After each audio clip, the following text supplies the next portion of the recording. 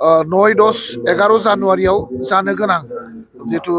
बर' साहित्य सभानि टार्मिनेटिं कनफारेन्स बे कनफारेन्सआ मोनसे जारिमिनारि कनफारेन्स जागोन जों बेखौ मिजिंथिदों आरो जोंनि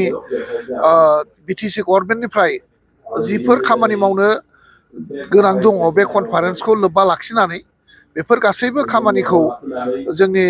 बिटिसि गभर्नमेन्टआ सहाय सहजुगिता खालामनो थाखाय थागथियारि आरो बे कनफारेन्सखौ गाजा गोमजायै जाफुंहोनायाव जोंनि बिटिसि गभर्नमेन्टनि जिथु दायित्व बे दायित्वखौ जोङो मोजाङै मावफुंलांगोन बेखिनिखौ जोङो रायजो राजानि गेजेराव बुंबाय।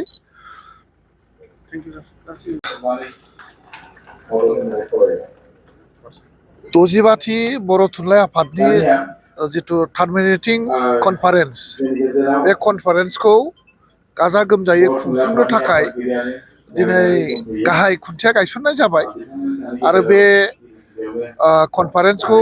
मोजाङै खुंफुंलांनो थाखाय जोंनि खुंफुं आफादनि प्रेसिडेन्ट हिसाबै कमल सिंह नार्जारी आरो वार्किं प्रेसिडेन्ट हिसाबै जोंनि मानिजाथाव इएम धीराज बरगयारी बिथांखौ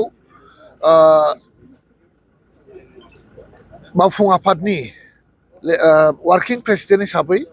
लानानै गासैबो बे ओनसोलनि रायजो राजा दैदेनगिरि इन्टेलेक्सुयेल्स वार्कार्स बयखौबो लानानै जि मोनसे गोख्रों खुंफुं आफाद खुंबाय बे खुंफुं आफादखौ नायनानै जे फैगौ जिथु कनफारेन्स 9-10 आरो 11 जानुवारियाव जानो गोनां कनफारेन्स बे कनफारेन्सआ खुब डिसिप्लिन आरो डेकराम गोनां मोनसे जुथुमा जागोन होननानै आङो साननानै लादों आरो 9-10-11 जानुवारियाव जानो गोनां जिथु बर' साहित्य सभानि टार्मिनेटिं कनफारेन्स बे कनफारेन्सआ मोनसे जारिमिनारि कनफारेन्स जागोन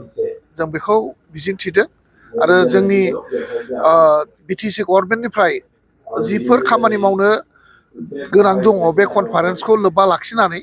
बेफोर गासैबो खामानिखौ जोंनि बिटिसि गभर्नमेन्टआ सहाय सहजुगिता खालामनो थाखाय थागथियारि आरो बे कनफारेन्सखौ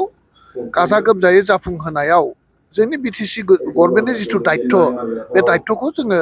मोजाङै मावफुंलांगोन बेखिनिखौ जोङो रायजो राजानि गेजेराव बुंबाय।